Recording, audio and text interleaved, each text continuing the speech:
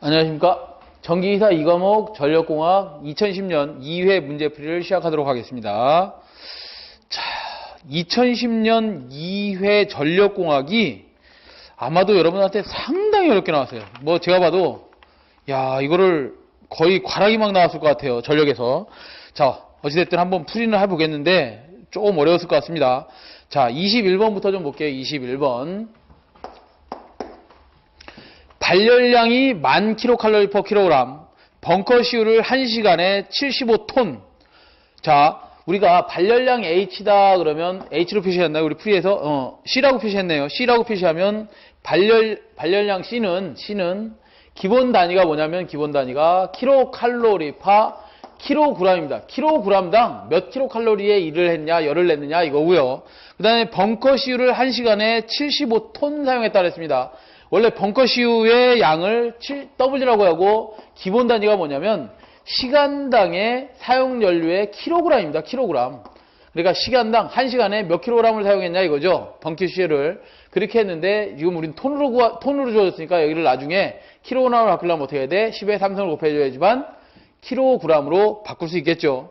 사용하여 300메가와트를 발전하는 화력발전소의 열 효율은 그랬어요. 킬로와트가 기본 단위인데 메가와트를 줬으니까 나중에 킬로와트로 바꾸려면 얘도 10의 3승을 해줘야 되겠죠. 이때 열 효율을 구해보랍니다. 열효율 2타는 WC분의 뭐가 돼요? 860 PG 발전 전력이 됩니다. 곱하기 100%가 되겠죠.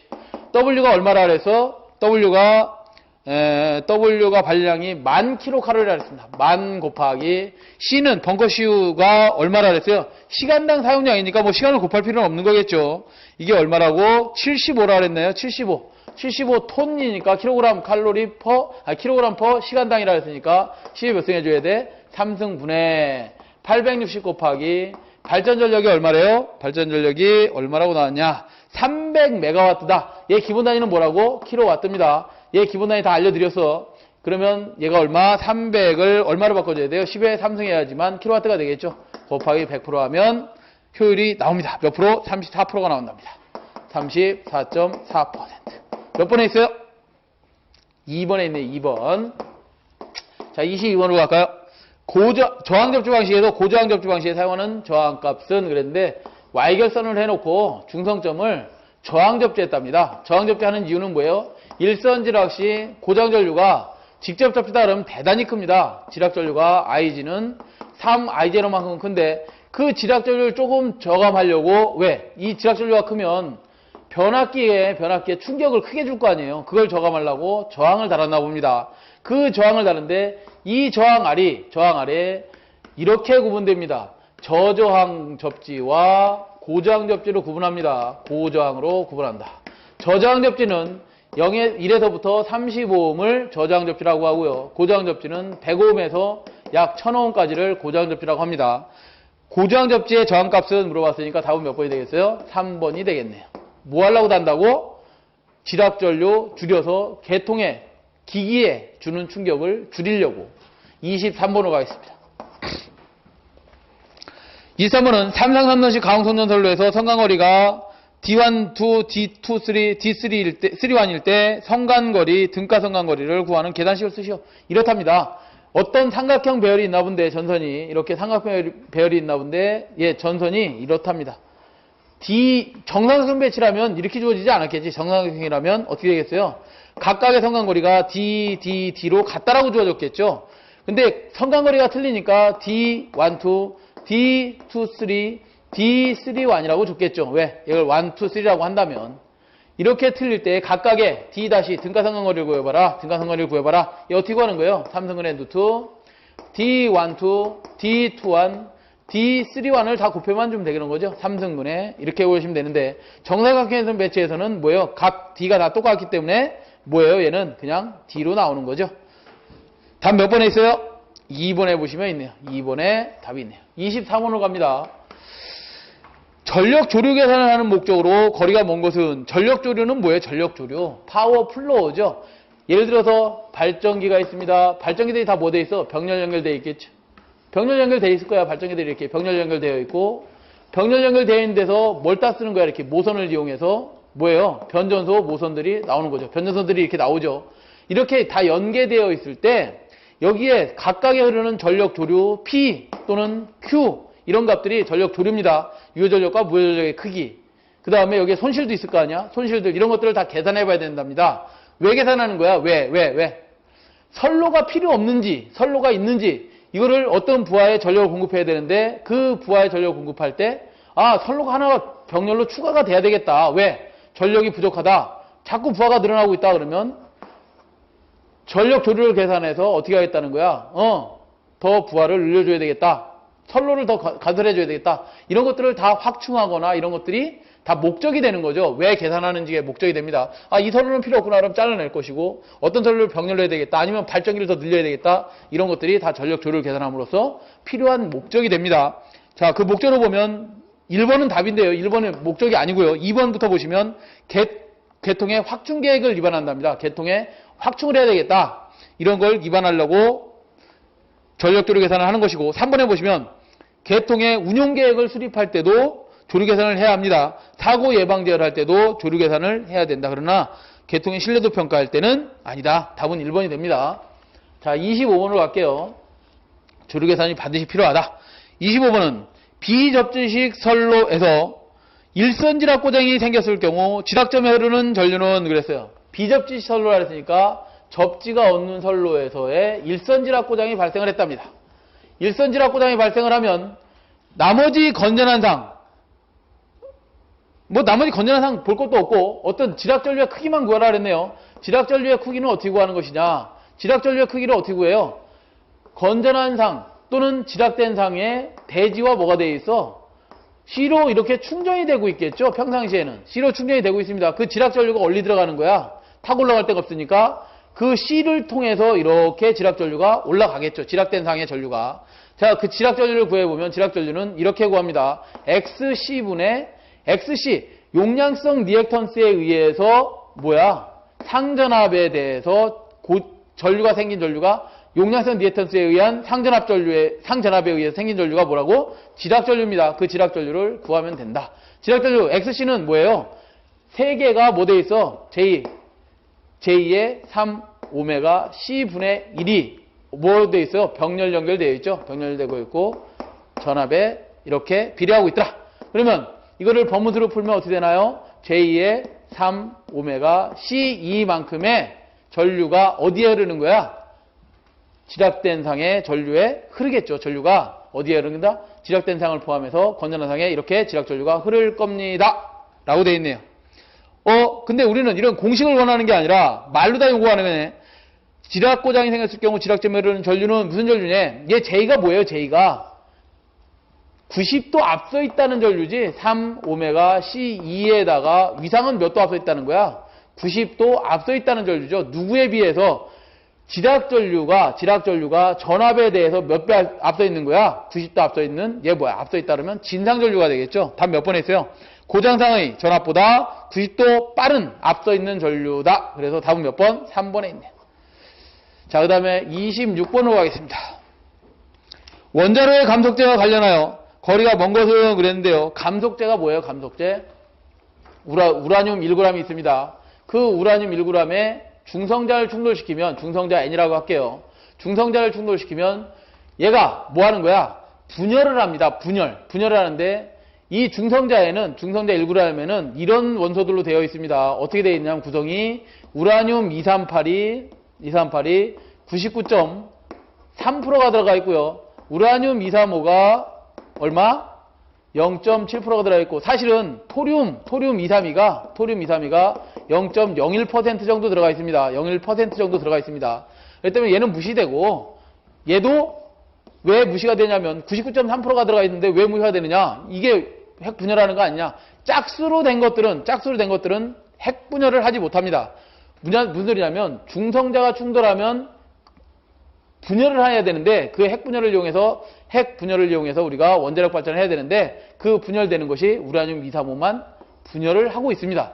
이 분열을 해서 나온 게 중성자가 몇 개 나오냐? 우라늄 235에 충돌해서 나온 중성자가 2.5개 정도가 다시 나옵니다. 왜요? 우라늄 235에 중성자 하나가 충돌하면 2.5개의 중성자가 다시 겨 나옵니다.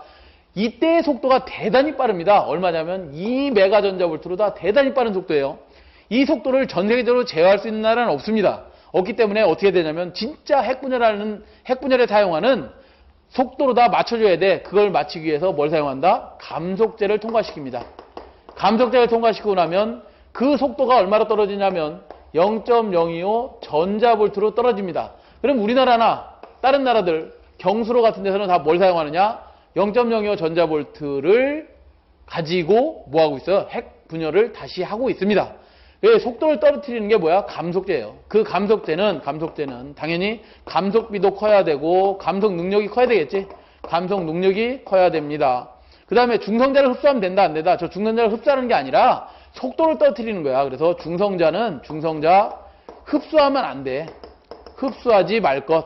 중성자를 흡수해야 되는 놈은 나중에 제어봉밖에 없어요. 그 다음에 또 어떤 능력이 있어야 되느냐?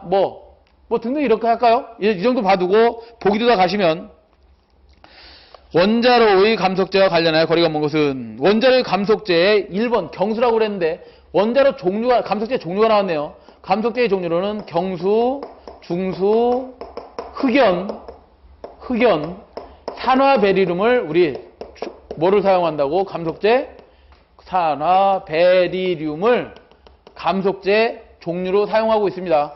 가벼운 물을 사용하든 무거운 물을 사용하든 흑연을 사용하든 산화 베리륨을 사용해서 그 속도를 감소시키고 있더라. 그래서 1번은 맞고요.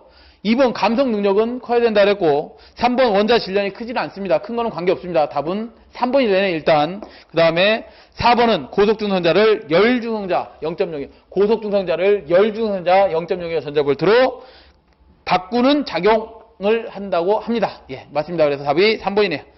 27번으로 갈게요. 자, 27번은 예, 27번 할 차례죠? 예, 27번 봅니다. 27번. 자, 27번 보시면 현수 애자련의 연면 섬납과 관계가 없는 것은 그랬어요. 여러분들 보셔도 3번은 뭐예요? 블로리액터가 뭐 하는 겁니까? 블로리액터가 페란트 현상 방지용이죠. 답은 3번이 될 것 같고요. 자, 28번 봅니다. 28번. 66kV 3상이라던 성전선에 한 선의 리액턴스가 26옴, X값이 주어졌죠. 전류 I가 300A일 때 퍼센트 리액턴스를 구해라. 퍼센트 Z는 어떻게 계산하죠? 우리가 상전압에 대한 상전압을 100% 인가했을 때 거기에 전압강하 ZI, 임선수 강하가 얼마 생겼냐 이거죠. 그래서 퍼센트 X를 구한다 그러면 R값을 무시하면 퍼센트 X는 상전압에 대한 뭐요? XI 곱하기 100%로 구해주시면 되겠다. 상전압이라 그랬는데 우리 문제에서 주어진 66kV는 상전압이에요. 성간전압이에요. 전력이 됐든 기위가 됐든 회로가 됐든 아무 말이 없이 전압이 주어진다 그러면 걔는 성간전압이죠. 공칭전압입니다. 그걸 상전압으로 바꿔줘야 되겠지. 루트 3분의 기본 단위 66kV라니까 000 하면 볼트가 되는 거죠. X값이 얼마? 몇 옴? 26옴 곱하기 I값은 얼마? 300A에 대한 100%를 계산하시면 몇 번 나온다 그랬어요? 20.5%가 나온답니다. 2번이 답이 되겠네요.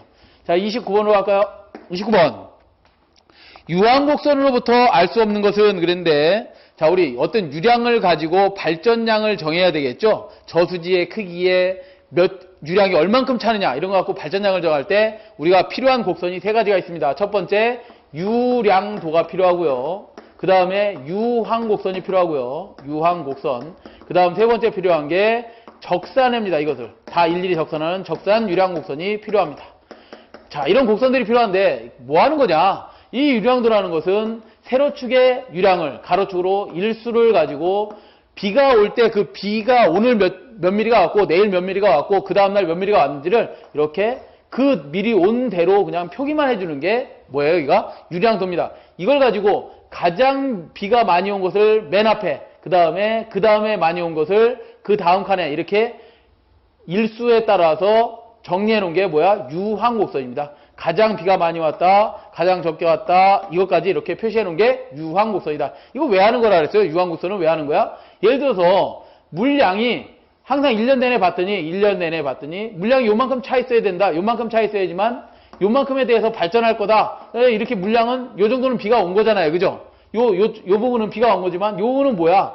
물이 이만큼 더 필요한 거죠. 어디선가 물을 끌고 와야지만 뭐를 할 수 있다는 거야? 예.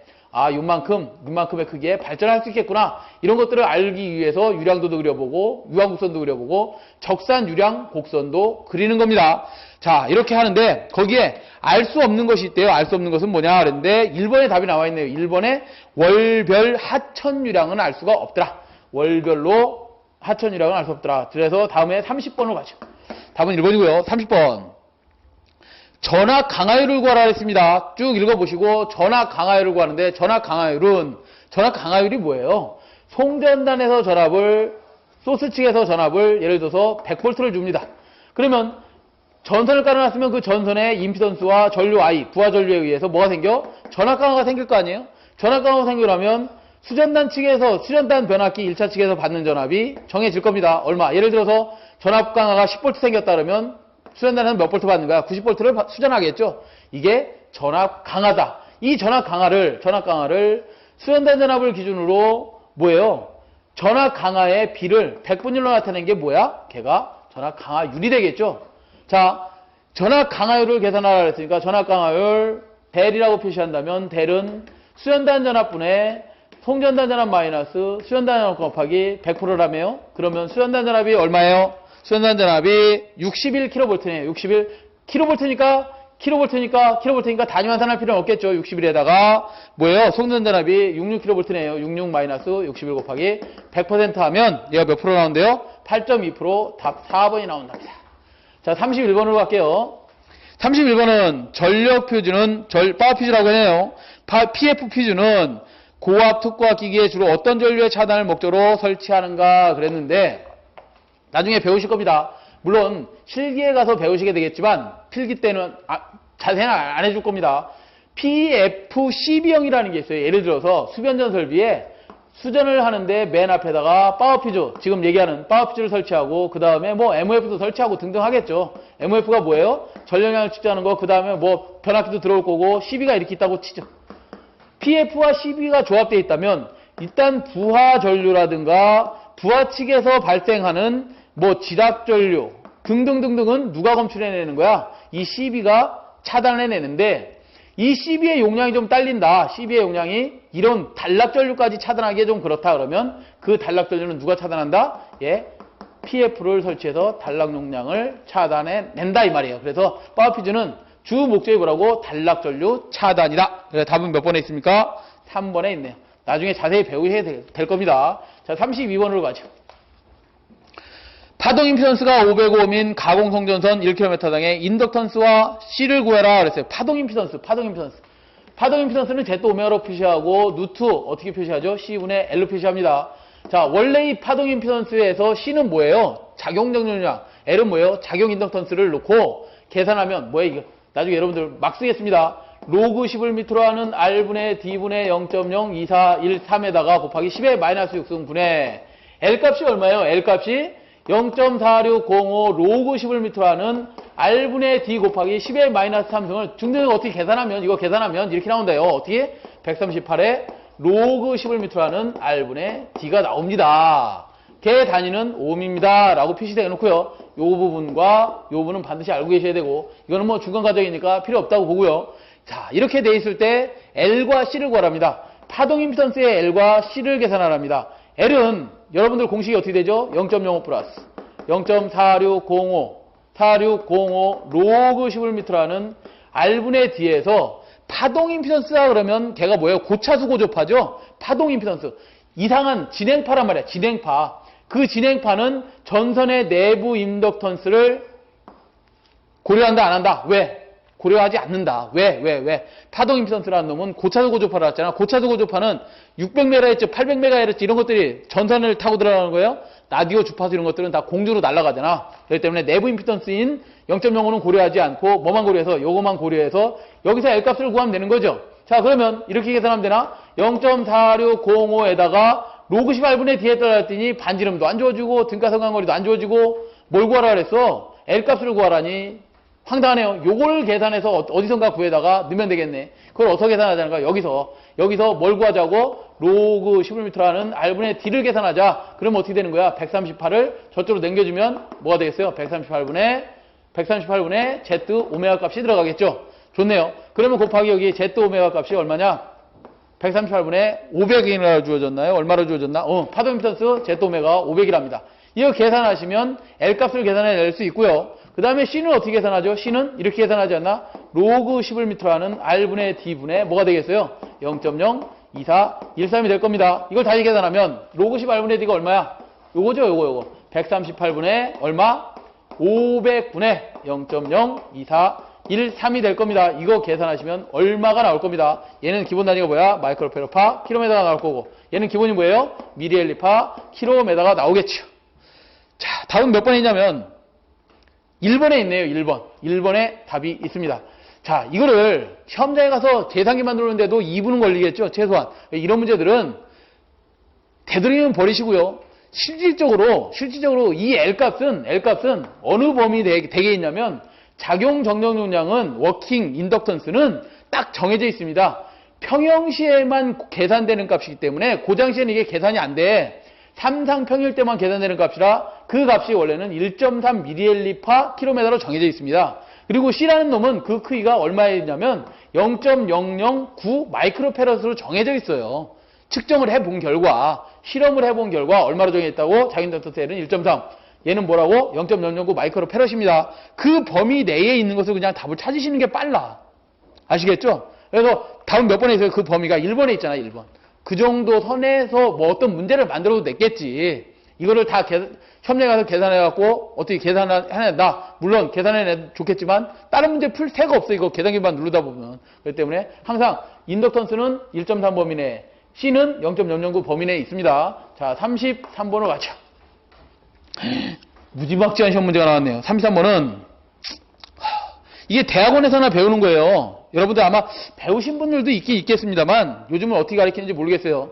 대학교에서 가르치는지 모르겠는데 전력 계통공학이라고 거기에 나와 있는 문제들입니다. 그림과 같은 계통을 로드 어드미턴스 그랬는데 얘를 모선 방정식이라고 합니다. 모선 방정식 또는 지로 방정식을 가지고 계산해라 이 말이야.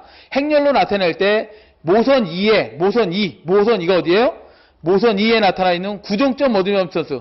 구동점 어드미턴스가 뭐냐면 자기 어드미턴스를 얘기하는 거야. 자기 어드미턴스 Y22 및 모선 1과 2 간의 전달 어드미턴스, 상호 어드미턴스 얘기하는 거죠. 모선 1과 모선 2의 전달 어드미턴스 Y12를 계산하시오 그랬어요. 자, 우리가 그림을 잠깐 그려보면 그림이 약간은 좀 부실하게 되어 있는데 사실은 이렇게 그림이 되어 있는 겁니다. 어떻게 되어 있냐면 여기가 1번 모선이고요. 여기가 2번 모선, 여기가 3번 모선이 있답니다. 사실은 이렇게 되어 있고 여기가 이 선로의 임피던스가 Z 또한 여기가 Z2, Z3라고 되어 있죠. 이렇게 되어 있고 전류가 이렇게 인가되고 있는 거야. I1, 1번 모선에 I1 전류, 2번 모선에 I2 전류가 인가되어 있고 3번 모선에 I3 전류가 사실 이렇게 인가되어 있는 겁니다. 그러면 여기에 I2를 여기에 구동점 임피던스를 구하랬으니까 이 I2는 어떻게 계산하느냐? I2 계산하면 자기 임피던스, 자기 어드미턴스 Y11에 아이고 죄송합니다.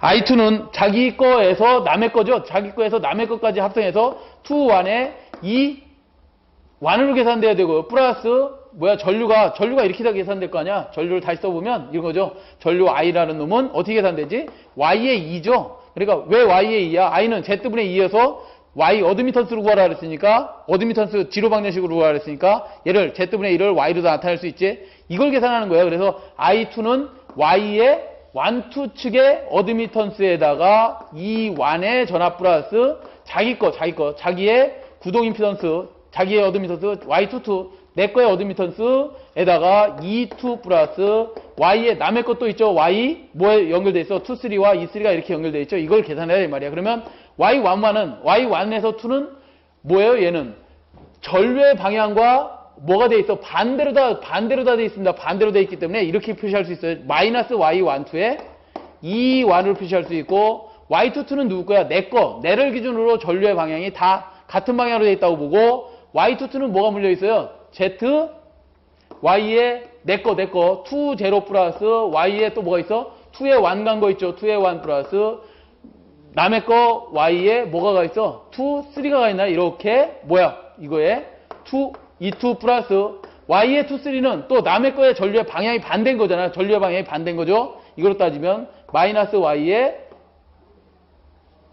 2,3가 되겠네. 2,3의 E3 전류를 구해라 이거야. 그 중에서 상호 내 거, 자기 구동적 임피던스, 어드미턴스, 그 다음에 1, 2를 구하라 그랬나요? 이쪽 거 말고 뭘 구하라 했어? 여기에 어드미턴스를 구해봐라 이 말이야. 그러면 어드미턴스를 구할 때 원초 얘를 Y22 값이라 그랬잖아. Y22 값은 이렇게 구해야 되네. 여기에서 내가 봤을 때 임피던스는, 어드미턴스는 어떻게 구하는 거야? 여기야?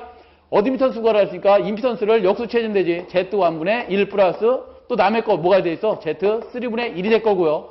Y의 1, 2도 구하라 그랬잖아. 1, 2는 마이너스 값을 취한 다음에 마이너스 값을 취하니까 Y의 1, 2를 구해라. 또는 Y의 2의 1을 구해라. 그러면 뭐가 돼 있어? 마이너스 뭐가? Z1분의 1이 되겠죠. 1차 측 1번 모선, 2번 모선, 3번 모선인데 2번 모선에서 1번 모선에 어드미턴스를 구해라 그러면 그 마이너스 값이 주어진다 그랬잖아. 마이너스 Y의 1, 2. 그래서 요 답을 찾으시면 되겠네요. 요 답. 몇 번에 있어요? 아주 좀 어려운 문제 중에 하나입니다. 여러분들이 해보지 않은 거 2번에 있네요. 2번. 자, 34번으로 가자. 피래기가 구부해야 할 조건으로 거리가 먼 거. 피래기는 어디에 사용하는 거예요? 변압기 보호하려고 변압기 1차 측에 설치하는 거죠. 뭐로부터? 이상전압으로부터 변압기를 보호하려고 변압기 1차 측에 설치하는 것을 우리 피래기라고 하죠. 피래기가 구별 조건 1번부터 좀 보시면 충격 방전 개시 전압이 낮을 것. 충격파가 들어올 때 충격 방전 개시 전압은 당연히 낮아야 됩니다. 34번은 이렇죠.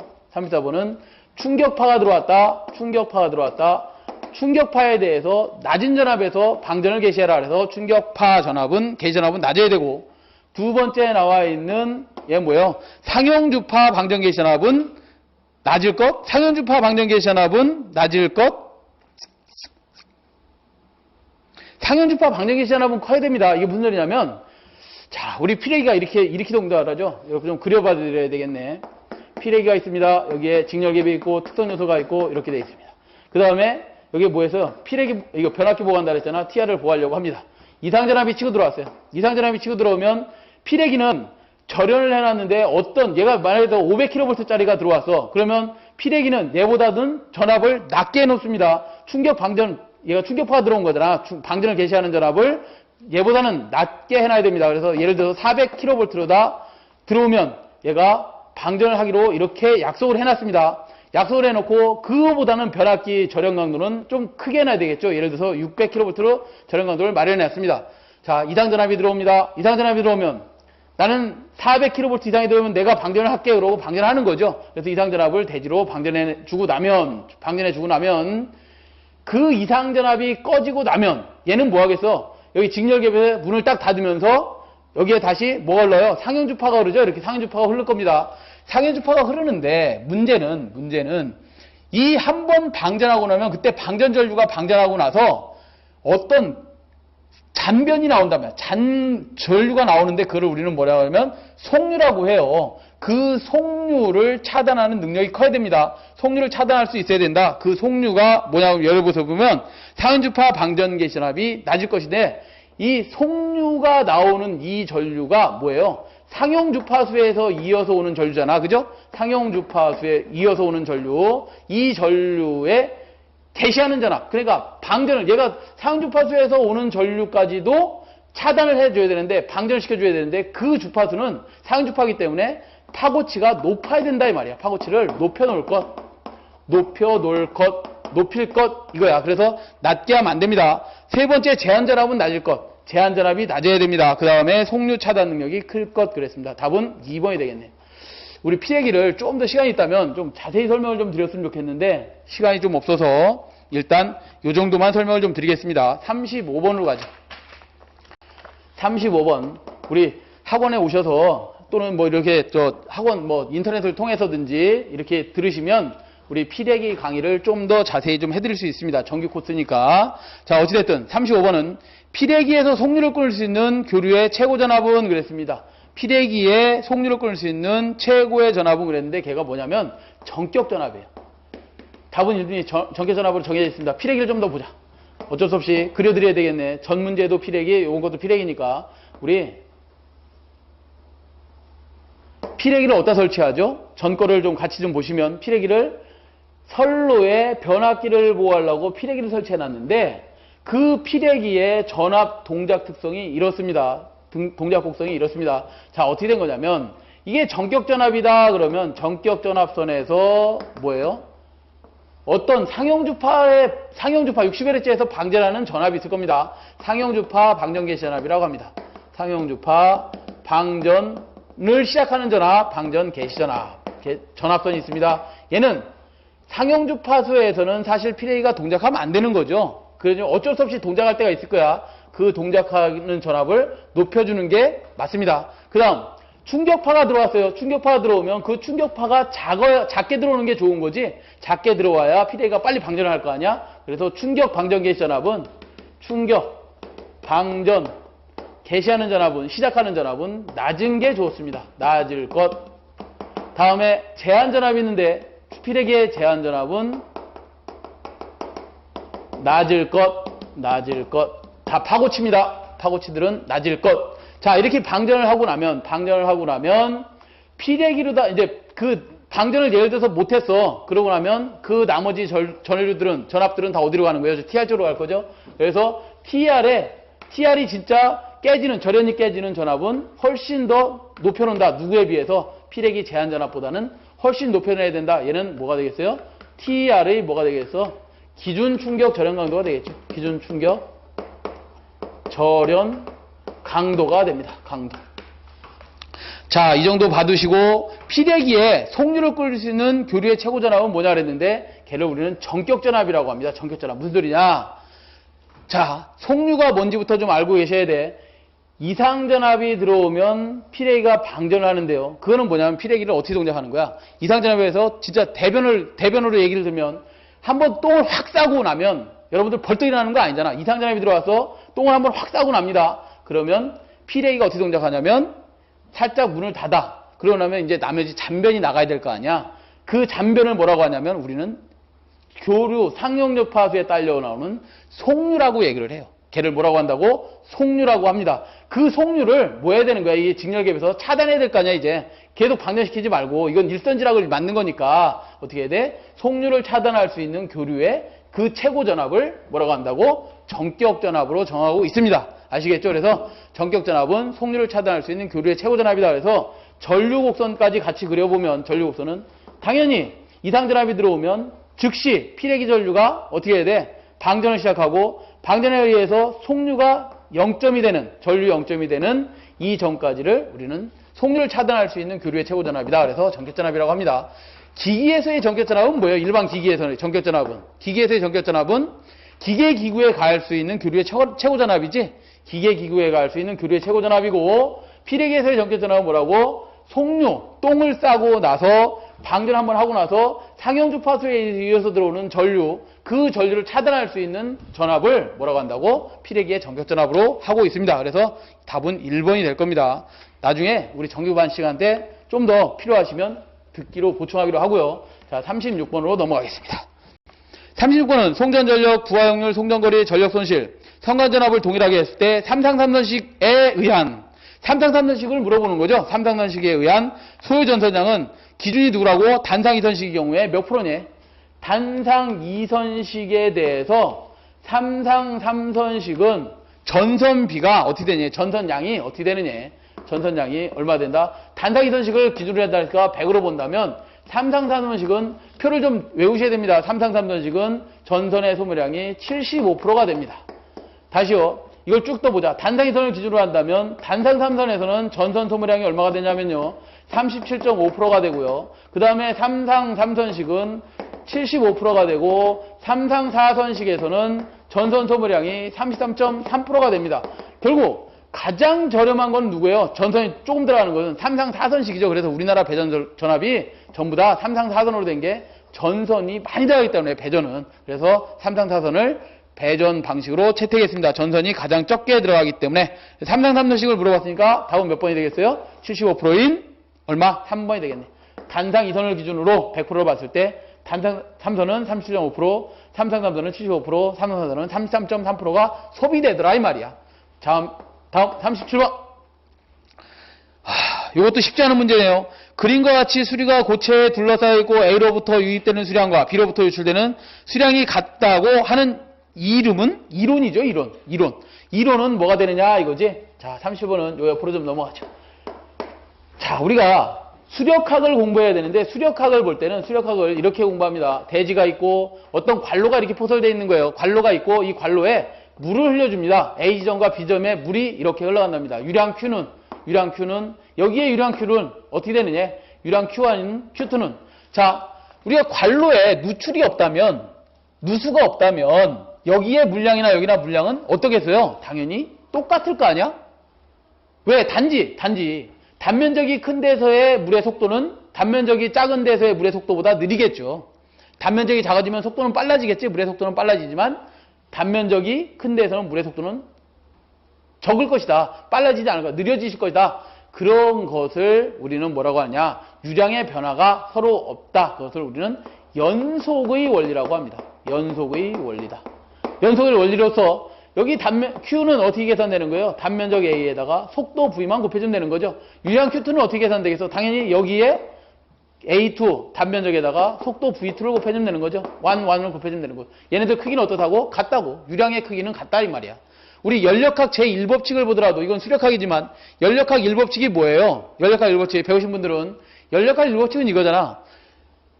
어떤 열 에너지 그 양은 변하지 않고 그 형태만 변할 뿐이라 그랬잖아. 그렇죠? 양은 변하지 않는 겁니다. 물량도 똑같아요. 그걸 우리는 연속의 원리라고 합니다. 나머지 뭐 베르니의 정리, 토리첼리의 정리도 설명을 좀 드리고 싶지만 시간이 좀 관계상 요거까지만 보자. 답이 그래서 2번이고요. 38번으로 갑니다.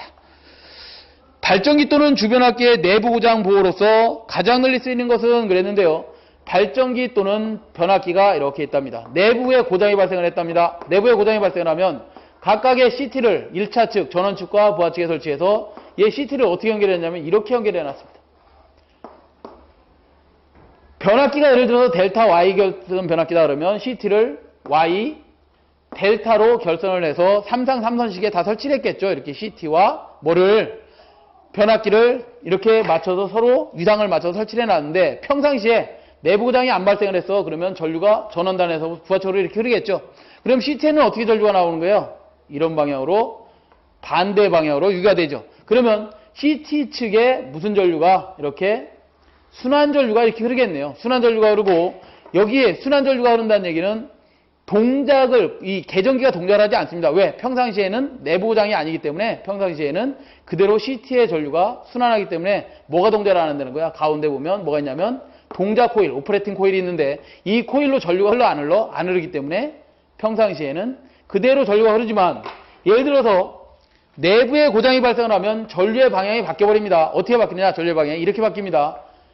선로에 흐르는 전류의 방향이 이렇게 고장점으로 전류가 유입됩니다. 그러면 CT에는 반대쪽으로 유기된다 했으니까 이렇게 유기되고 얘는 전류의 방향이 이렇게 바뀌겠죠. 그러면 전류의 방향을 한번 따라가 볼까? 전류의 방향을 한번 따라가 볼까? 따라갔더니 여기서 뭐예요? 서로 충돌하는 차전류, 마이너스 전류가 생기겠지. 그렇죠? I1 측과 I2 측에 전류의 차이가 생기겠지. 그게 어디로 흐르는 거야? 오퍼레이팅 코일 쪽으로. 이렇게 흐르겠죠. 오퍼레이팅 코일 쪽으로. 전류의 방향이 이렇게 바뀌어버립니다. 바뀌면서 오퍼레이팅 코일이 동작하는 거야. 이거를 우리는 차동계전기라고 합니다. 차동계전기라고 하는데 여기다가 그 CT라는 놈이 철심에다가 권선을 감아놓기 때문에 뭐가 생길 수 있어?